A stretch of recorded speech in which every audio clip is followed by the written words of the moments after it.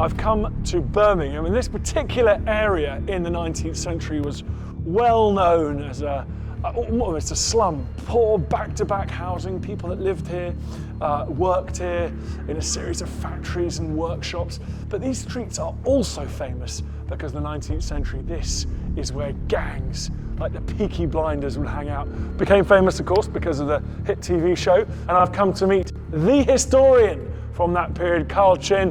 How you doing, Carl? Hiya, Dan. Thank you for coming up to Birmingham. No, pleasure. No, you are Mr. Peaky Blinders partly because you have some family history relationship with them. Yeah, my great-grandfather Edward Derrick was a Peaky Blinder.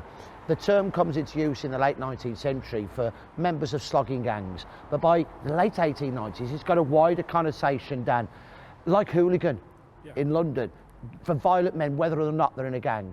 And unfortunately, my great-grandfather was such a violent man. He got done for assaulting the police and for assaults on other people. He was also a petty thief. On one occasion, he got arrested for stealing a side of bacon from outside of Port Butcher's. But he was also a wife beater, and he used to brutally abuse my great-grandmother Ada. Brutally abuse her. And so badly was she attacked by him that she would often run next door to old Mother Carey's house with her daughter, my grandmother Maisie, to hide from him because he wouldn't go in that house. She got 5 big sons, old Mother Carey. So he was an unsavoury and reprehensible man. Well, you're here to tell me a bit more about these unsavoury, reprehensible people. These are the streets on which they lived and worked and fought. They are the streets indeed. All around the old parts of Birmingham, Digbeth, Derry's End, Bawdsley, Highgate, Aston, Ladywood, all those older parts of Birmingham where the gangs really ruled as a reign of the ruffian for 30 odd years.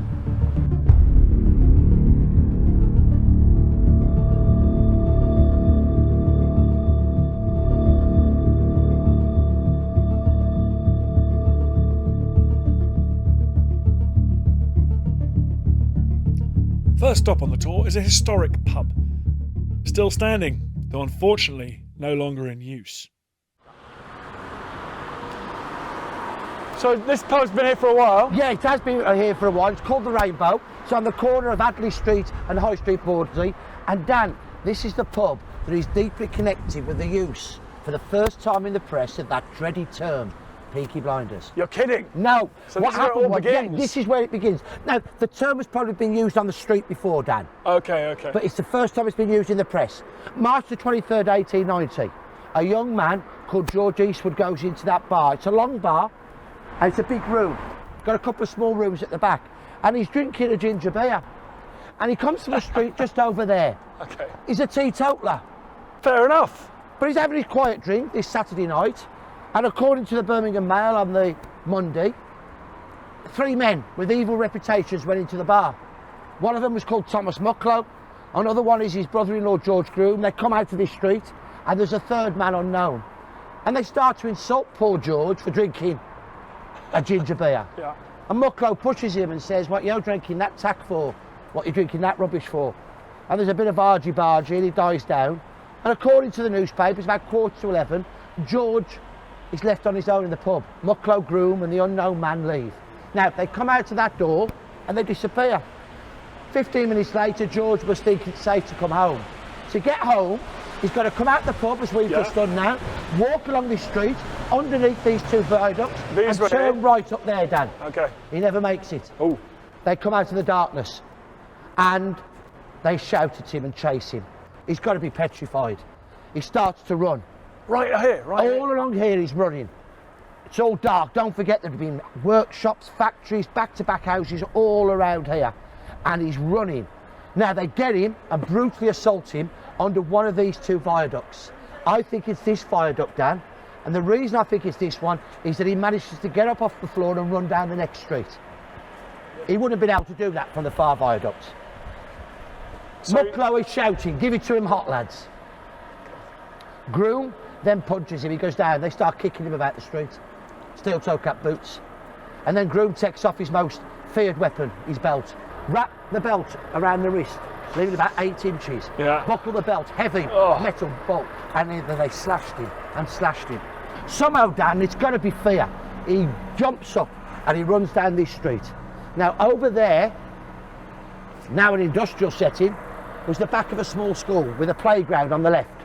George has got to be in fear of his life. He jumps over the playground wall, runs through the playground, jumps over the far wall, turns left, bangs on the door of the first house. Mr. Turner must have been a kind man, let him in. By all accounts, for the next hour or so, Groom, Mucklow, the unknown man, are bawling and shouting outside, send him out, we're going to kill him. Eventually the police come, they run off. Mucklow's the only one who is arrested. 9 months hard labour. Groom gets away with it, so does the unknown man. Monday in the Birmingham Mail, it says this terrible attack was carried out by the gang of Peaky Blinders. And why? Where do they get that name from? Well, the story is it's because they would put disposable safety razor blades into the peak of their caps and use them to slash across the forehead, hence causing blood to go in the eyes to blind them. The real story is much simpler than that. First of all, disposable safety razor blades were not patented by King Gillette in America until the early 20th century. They weren't sold in great numbers in England till just before the First World War, by which time the gangs had gone. Secondly, they couldn't afford these razor blades, they were too expensive. Thirdly, they didn't need them. They used their boots, their belts, they used knives, they used stones and bricks. And fourthly, it's not feasible. Because if I go to take the cap off like that, what am I going to do to my own fingers? Yeah. Cut them. If I go to the back, I've opened up my body to be smacked, haven't I? The real reason they're called Peaky Blinders, Dan. What's the peak of the cap doing? Oh, it's blinding you in one eye. Yes, that's the fashion. It's just a jaunty way of wearing Yes, they had close cropped hair and lots of them had a quiff on the one side. A quiff. So they like to show the quiff off. We've all been there. Pubs, it turns out, have a major role to play in the story of the Birmingham gangs. So Dan, this is one of the entrances to a pub called the Old Crown in High Street, Derry 10. It's just down the road from Birmingham's famous bull ring. It's a pub that was originally a guild house dating back to the late 15th century. And why I've brought you here, it's one of the few remaining landmarks around here that would have been part of the landscape of the real Peaky Blinders and their predecessors, the slogging gangs of the late 19th and turn of the 20th centuries. And all around here, Dan, there were street gangs.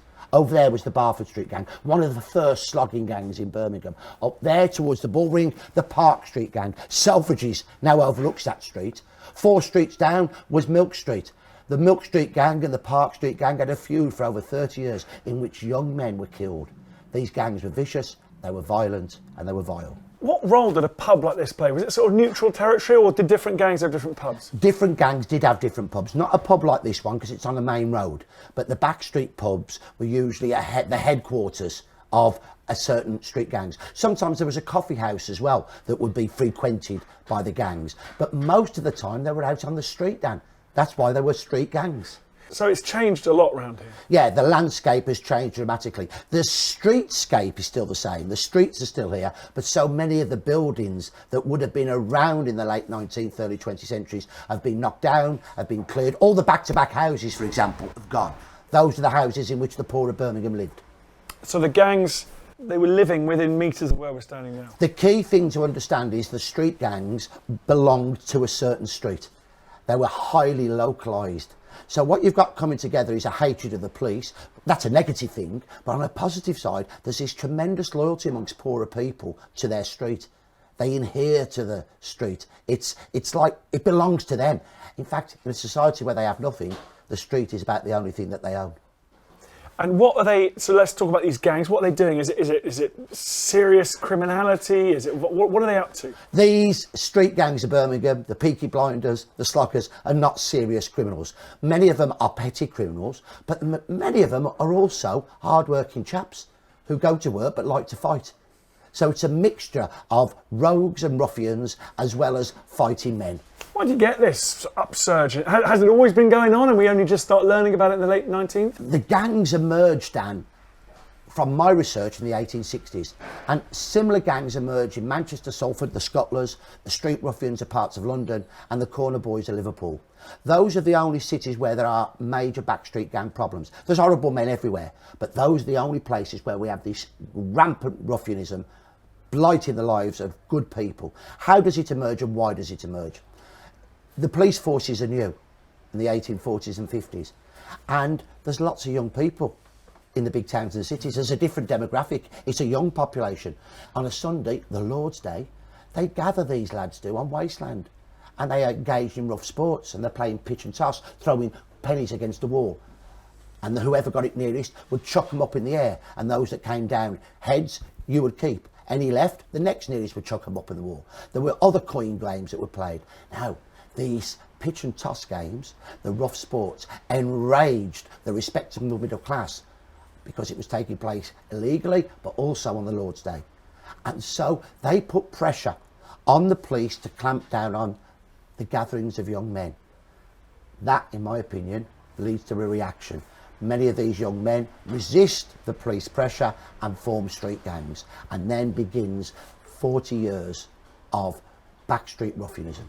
The ongoing battle between the police and the Peaky Blinders often ended up at the Steelhouse Lane Lockup.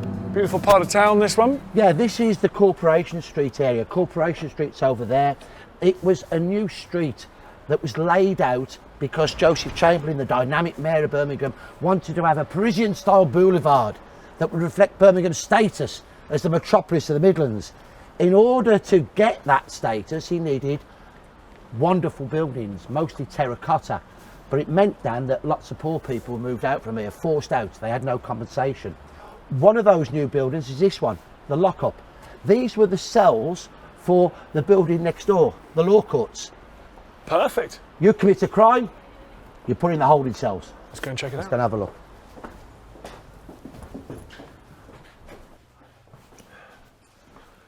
Oh, it's looking quite modern in here now. It is. Don't forget, Dan, this building was put up in the late Victorian period and it was used until recently.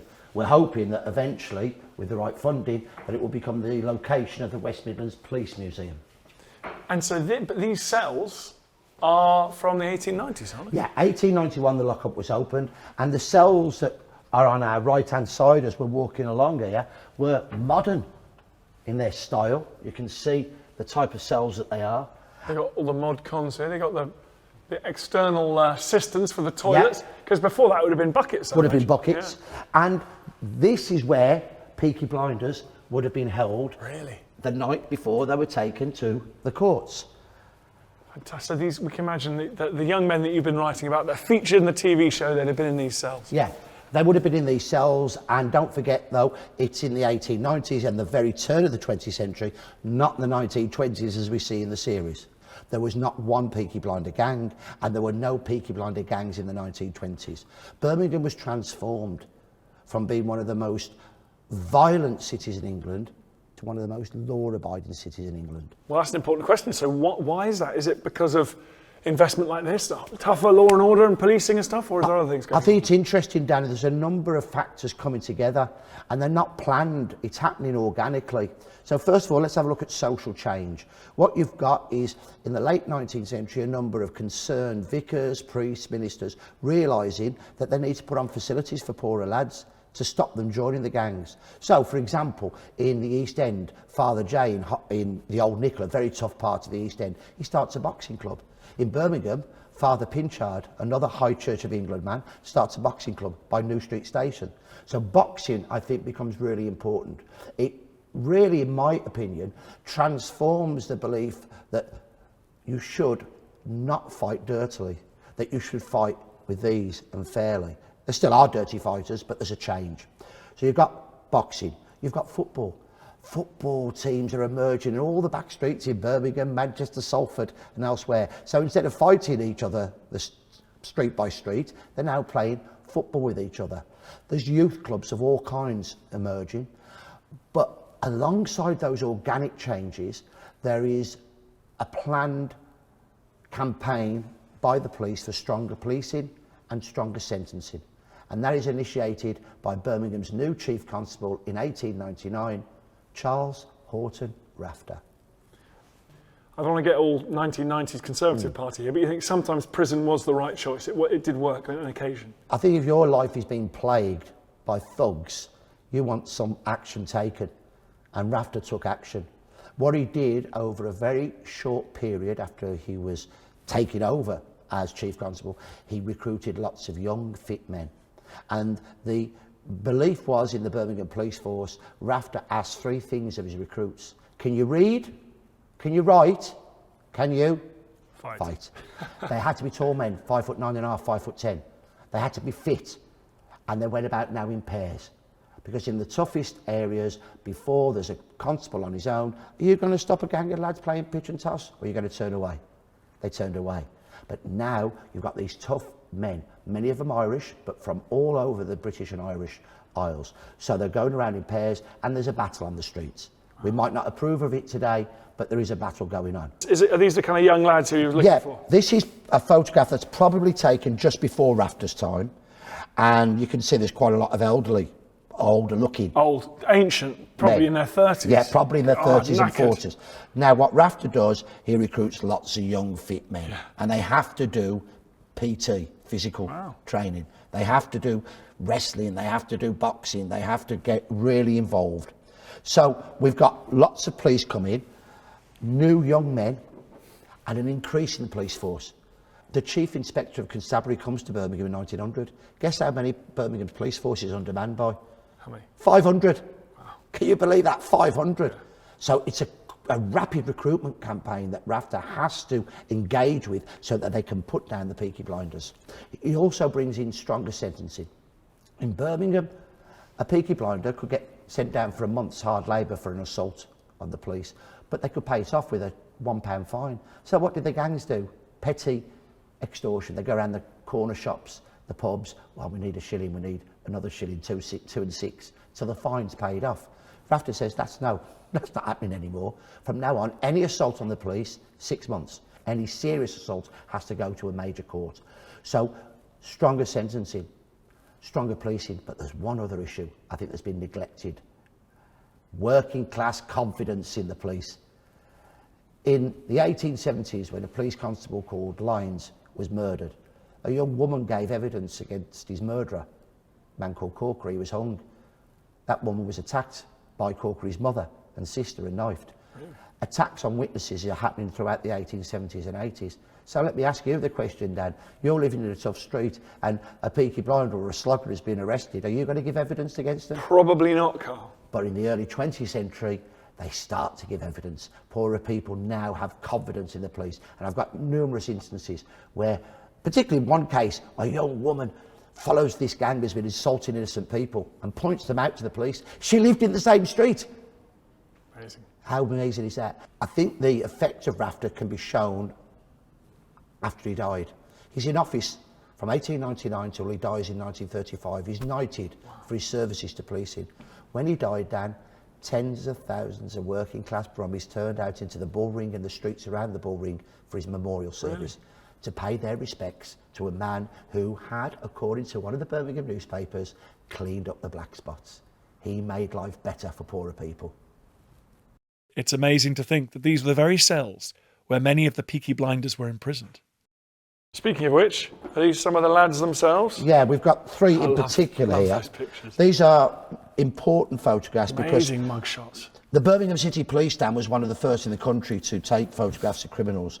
This guy here, McNichol, he's a Peaky Blinder. I've looked at his life. He's been done lots of times for violent offences. I don't know if you can see that one. It's housebreaking, burglary. These are some of the marks that he's got on him. Does he look glamorous? No, he's wearing he's wearing rags, isn't he? Yeah, he is. He's got the muffler of the Peaky Blinders. He's got the flat cap. But this is a man who's poor, and he remains poor for most of his life. This is another one here, another Peaky Blinder. Deadpan. Yeah, slightly better dressed he is. He's got a better waistcoat. And this guy Fowles, the Fowles family were involved in a murder of a policeman.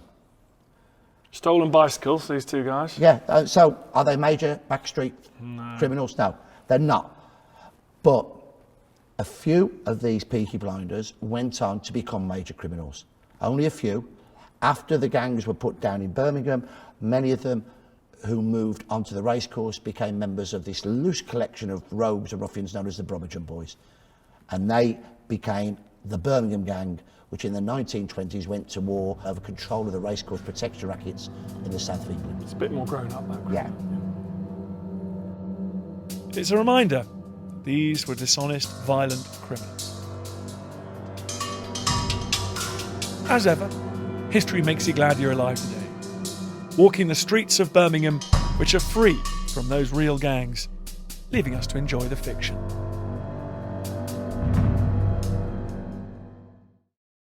Welcome to the History Hit YouTube channel, which we are relaunching. We've got all the best exclusive content going straight onto this History Hit YouTube channel. And you can find out, for example, why on earth I'm standing at the top of this mast. You should probably subscribe.